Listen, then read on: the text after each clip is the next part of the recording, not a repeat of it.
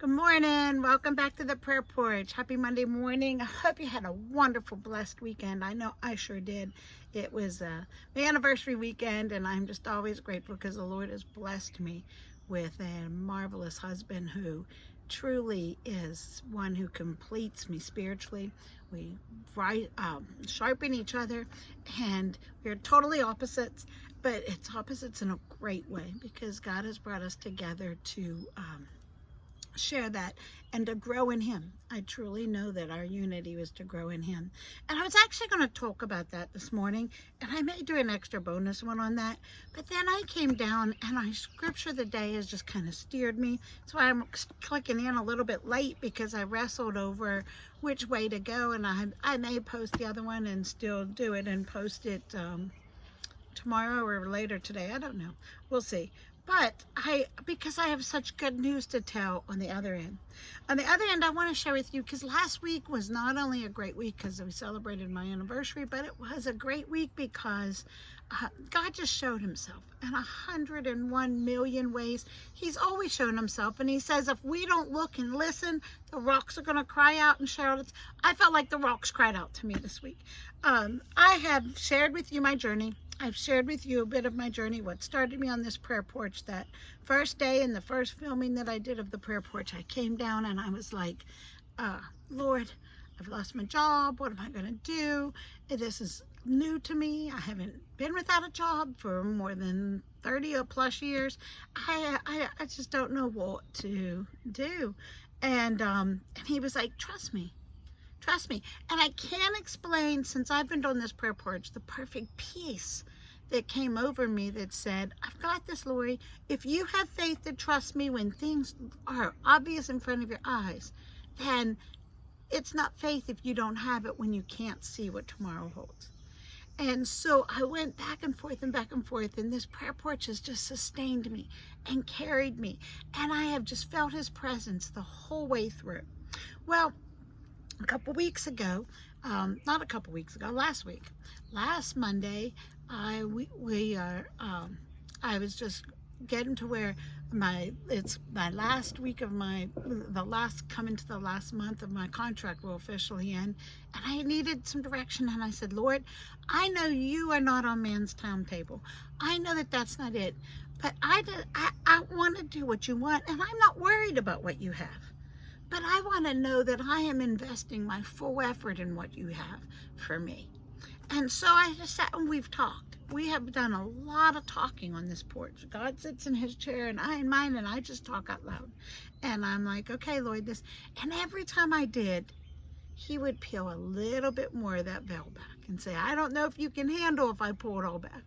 I'm going to give you little pieces so that you can catch what you can and handle it while you can. I was like, okay, God, okay. And every time I was excited. It was like, I was sharing with my church yesterday. I said, I feel like I was on The Price is Right. And it's like, we have 3 things you can have. What's behind door 1 or door 2 or door 3. And the difference is that God didn't have any with a gong or a goat. All of them had wonderful treasures. And I was like, God, I want to pick the right one. I want to pick the one that You have chosen for me. And so it came down to this. So I laid my fleece. I did. I'm usually not a fleece thrower. I just say, okay, God, whatever.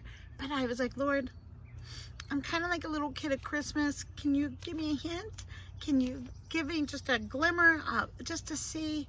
Because I've shared with you, I've always struggled with, what if I'm not good enough? And it started hitting me. I had all these job interviews, and none of them said yes or no. So I was like, okay, what is it? So 2 Mondays ago, I had 3 job interviews, and they were all back to back. It started with just one, and then someone called and said, can we interview you? Is Monday okay? And I was like, yes, I have one, but I can do another. She worked it out where are you going to be? I can take you immediately after that. Then I got another phone call. It said, we have another interview. Can we do another? So I took that one. So I had 3 interviews. So I said, Lord, this is the day. If I just feel in my heart and my spirit, this is the day. So if I am to remain in education, then I just ask that one of these open the doors and that this be it. And if it's not, then close the doors, slam them shut so I can go on, because there was another ministry opportunity and I thought maybe I'm supposed to go back into full-time ministry. And so, and by full-time, and I say that lightly, let me preface that. I realized after I left a ministry that's titled a ministry, and I thought, oh, I'm leaving full-time ministry. No, my classroom job in the public school was a full-time ministry. So when I say full-time ministry, let me preface that as saying one that is labeled as a ministry. And so with that, I was, okay, God, which one? Where do you want me to go? Show me. This is the Monday. I want you to show me. I know you have it, but I want you to show me so I don't go put my blinders on, so I'm not looking to the left or the right. Well, he did it. Boy, did he do it. Monday morning, my feet hit the ground at 5:30. At 6 o'clock, my phone's ringing. And my phone's ringing with one of my job offers before. And whenever they called and they said, hey, I just want you to know, the committee has selected you. We're putting your name in front of the board. All we're waiting for is board approval. And we want you. And I was like, yes, this was like the job, one of the jobs I was really, really wanting. And so I was like, oh, this is great. So I said to him, I am a very upfront person. And I said, look, I have 3 job interviews today. Should I call and cancel them? And he said, I would love for you to cancel them, but I'm not going to put that on you because it does have to wait for board approval. There are some things happening in the county. If they don't approve it, I don't want you to be stuck. And so I said, well, then I'll just go. I'll go. I've had all these other interviews and no one has answered yet. So I'll go and just see what God has and just learn some things from other schools.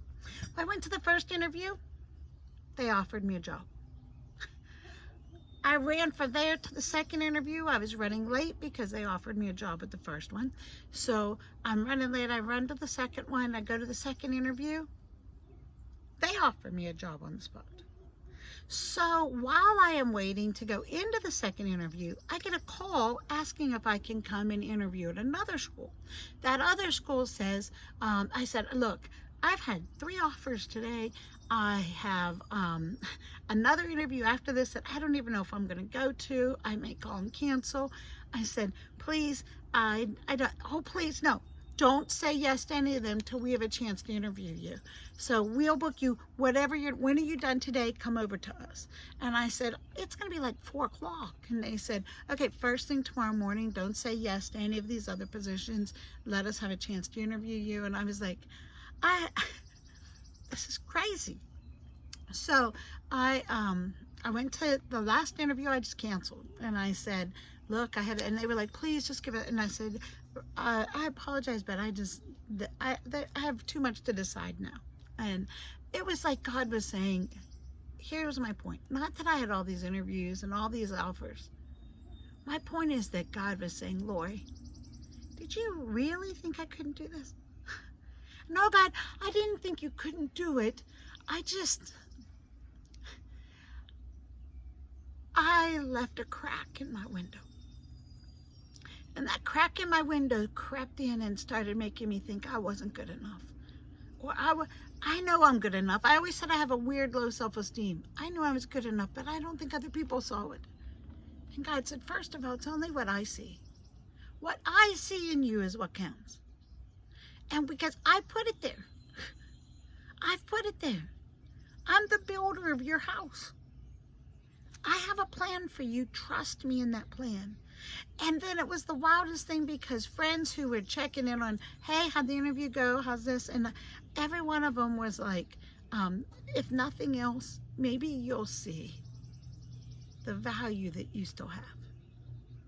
Those words hit me really hard because I've been speaking to you every day. Every day I have been sharing with you, and in reality, God is sharing with me. You have value.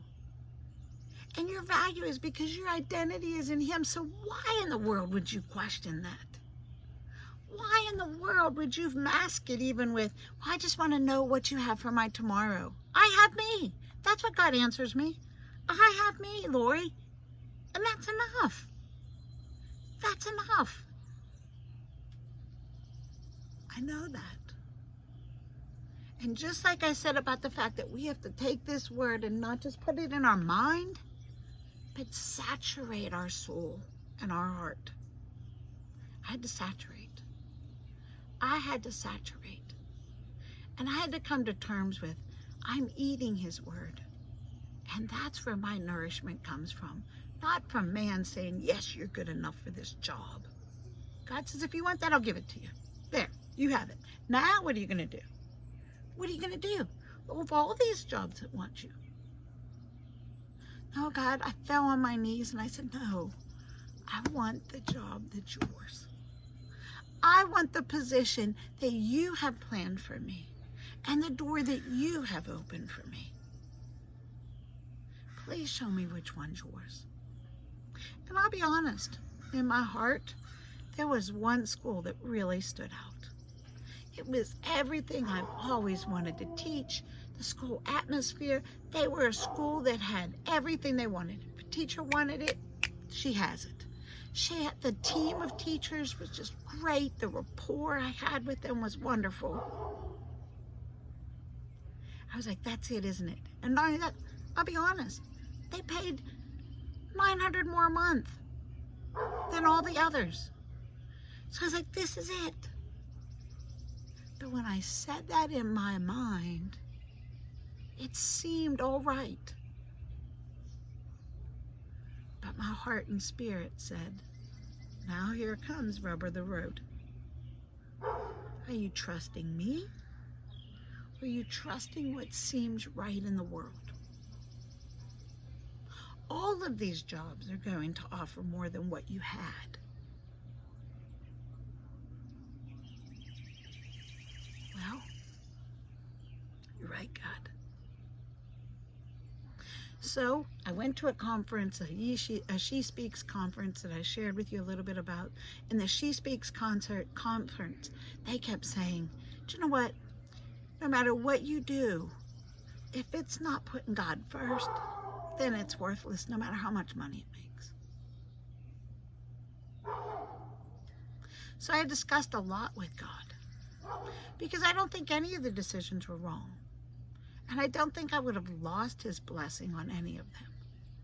But as my husband would say, as an investor, then he invests money. There are some stocks they're going to be safe. They're going to make you a profit. There are other stocks that's going to make you great gains. But you got to risk. You got to take a risk. So I made my decision. And when I made my decision for a school that after I made it, I can't tell you the peace that came over me. It was a peace that truly passes all understanding. And I am so excited. I've shared with the principal, we're of like faith. We are very much excited about what's going to happen and what God is doing there and what opportunities we have and the difference we're going to be able to make with some wonderful families and amazing kids.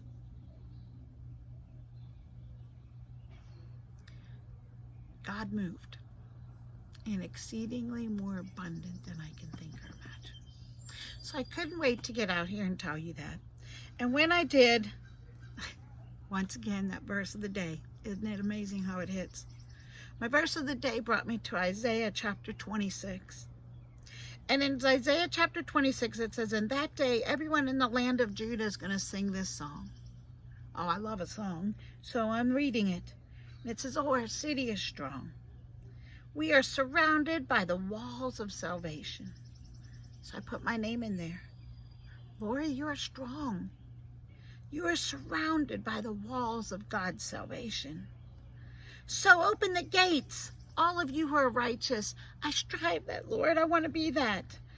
Those who are faithful enter. I want to enter, Lord. You will keep in perfect peace. And that's exactly what I feel and felt. All who trust in you, Lord, all whose thoughts are fixed on you. So trust in the Lord always, for the Lord God is the eternal rock of our foundation. He humbles the proud. He reminded me what I have is not because of the gifts of me. It's because of the gifts he's poured in me and because of the plan that he has for me. He brings down an arrogant city and he brings it down to the dust. The poor and oppressed trample in the underfoot, and the needy will walk all over it. But for those who are righteous, those who seek him, seeking him first, his kingdom, the way is not steep. It's not rough, because you are a God who does what is right. You smooth out the path ahead of them. He smoothed my path for sure.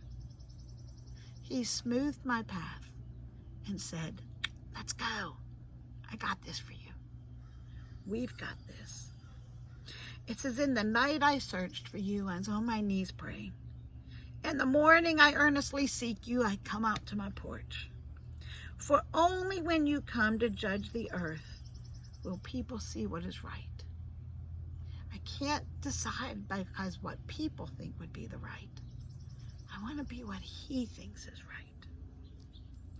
Then verse 12 says, Lord, you will grant, it says us, I put my name in there. You will grant me peace. All that I have accomplished is really from you. Lord our God, others have rolled me, but you alone are the one I want to worship. He holds us, and he has a plan. All we have to do is walk in faith and say, yes, Lord.